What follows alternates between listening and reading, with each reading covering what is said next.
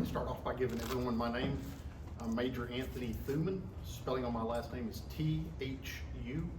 It'll look like T-Human if it's typed correctly. I'm the Uniform Patrol Division Commander here for the Clayton County Police Department. On Friday, December 15th, at approximately 5:20 p.m., officers responded to the 5600 block of Wynwood Road in College Park to a disturbance call.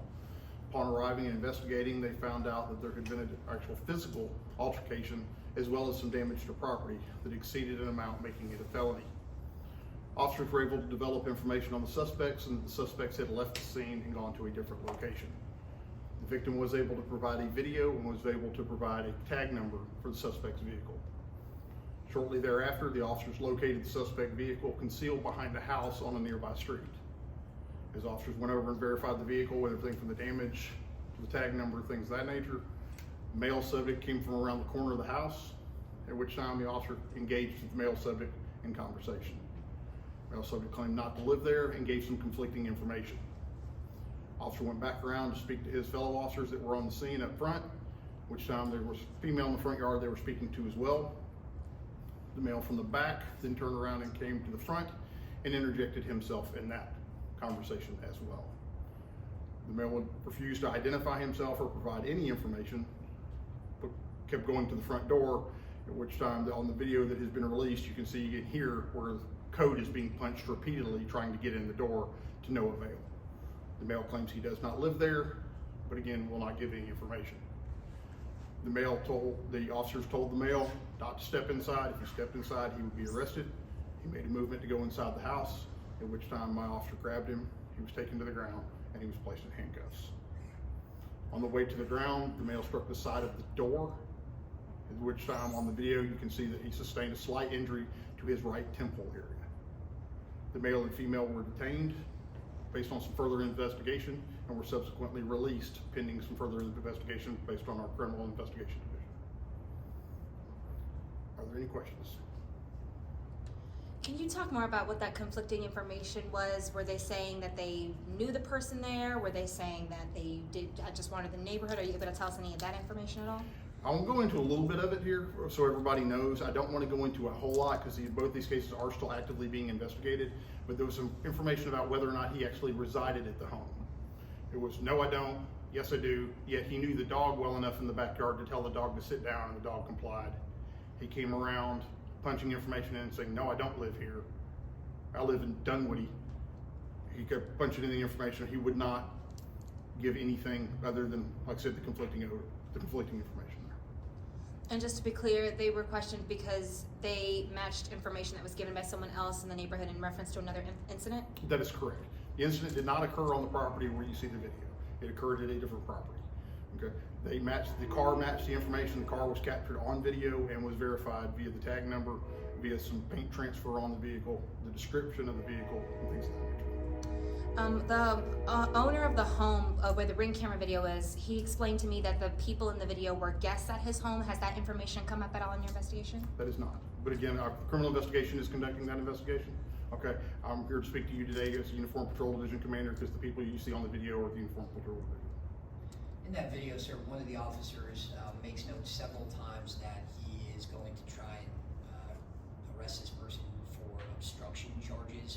Under what guise did he have the right to arrest him for obstruction, given what we saw in the video?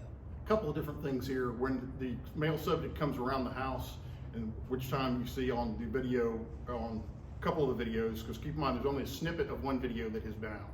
There's multiple videos of the other officers on there. The officers are actually speaking with a female in the front yard, believed to be a suspect in this felony offense that we were investigating. This male immediately comes out and says, you don't have to talk to them, and interjects himself into the investigation, as well as not wanting to give information about the car and things of that nature. Was the interaction within your policy? Yes. Even the verbal? Even which part of the verbals? He said a lot. The verbal where he kind of pretty much says, I will put you in a headlock or whatever the verbiage that he used to let the man know. Don't believe he was ever threatened with being put in a headlock that I recall from seeing it. I think he told him he would take him to the ground and place him under arrest. He did tell him that. Yes, we do a verbal contract. We can tell someone if you fail to comply that there will be consequences, And that is to protect the suspect as well as the officers that are out there. That's to protect everybody. That's not just solely for the officers. If that officer had to go before a judge, testify about what happened that day, and the judge were to say, where was the obstruction? Again, what portion of that video was their obstruction exemplified? There's several different issues of the video. One of the things I want to reiterate here is please keep in mind the video that has been released, not by our department, there's a portion of it released by our department, does not depict the totality of everything going on. It is not just that we came into a backyard and this man was in a backyard and all of a sudden he wouldn't identify himself. That's not it at all. You had a vehicle involved in a felony offense that was concealed behind a house at night. Subject came around and says he does not live there. And police keep in mind, the preliminary information he gave my officers was he does not live there, but he's inside the house. He doesn't want to give, or he's at the house. He's trying to enter a home that he's already told us he doesn't live at. He's refusing to dispel any of the officers' concerns. There's multiple issues that could have arose here. So obstruction was what the officers say on the video, okay?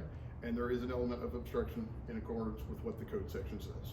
Is there any investigation happening, I guess, with the conduct of the officer, or is there any review happening of the incident right now? Absolutely. Anytime our officers are involved in any kind of incident in which a force is utilized of any kind, okay, it goes through a full command review. It starts at a shift level and comes all the way up through the assistant chief and the chief of police. So there are multi-tiers of the review, which not only do we review the tactics, we review the conduct, we review the language, we review everything. We're very transparent about that. Just playing devil's advocate for the public here, because that video has been seen by a lot of people. You know, I think the concern that a lot of folks had was not necessarily a violation, but questions about a person's Fifth Amendment rights when they're interacting with police, and the fact that citizens do have the right to remain silent and have no obligation to participate in an investigation. You know, can you understand those concerns? Where was that right lost in this interaction? I certainly understand the concerns. I don't agree with the fact the right was lost in any way, shape, or form, because there was a little bit more to this. Okay, and you absolutely have the right not to self-incriminate. You absolutely have the right to remain silent. You do. There were things on this. There also are times that you need to identify yourself to officers when the officers are going through something of this nature. What's interesting to me in the video is this could have been avoided by the suspect if the suspect had complied and just merely identified himself.